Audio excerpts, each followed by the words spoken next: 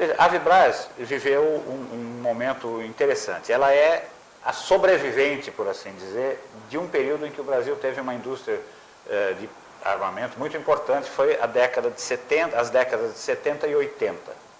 Naquele momento, o Brasil, por exemplo, produzia blindados sobre rodas e era considerado um dos 5 maiores produtores mundiais disso. Se você pensar que naquela época havia a União Soviética produzindo muito, os Estados Unidos produzindo muito, a França, que hoje é um dos grandes, estava começando a sair de dentro da sua casca, ela ficou isolada durante muito tempo, mas vendia bastante também. Então, naquele momento, o Brasil era o 5º produtor.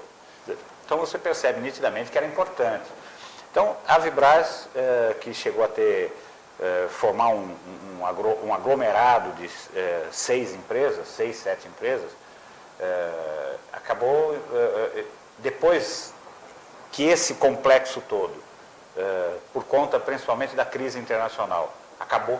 A Engesa, que era produtora de blindados, por exemplo, não existe mais. A Vibraz foi indo, ela ficou pequena, teve que reduzir os seus funcionários de 6 mil para 10% disso, mas era um núcleo multiplicador, ela entrou em concordata, saiu da concordata, enfim, ela foi sendo empurrada para frente.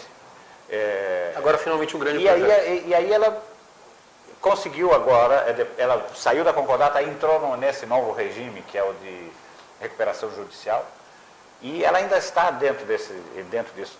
E o governo foi o grande culpado, por assim dizer.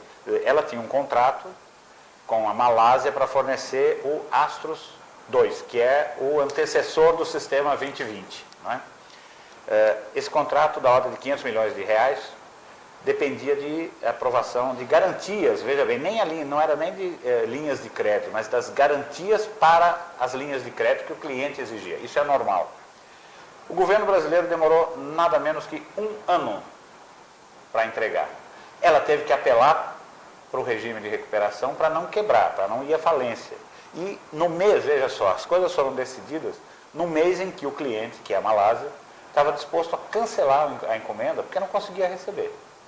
Aí finalmente foi aprovado e tal, mas o governo, que era também o maior credor, ficou um pouco responsável por isso, né? Um pouco não, muito responsável. Nesse processo, acabou transformando essa dívida, ou boa parte dela, em participação. Ainda não está exatamente definido o número, mas você falou de 15%, talvez? No mínimo 15%, no máximo 25%. Deve ficar, minha visão pessoal, eu acho que vai ficar em 15%.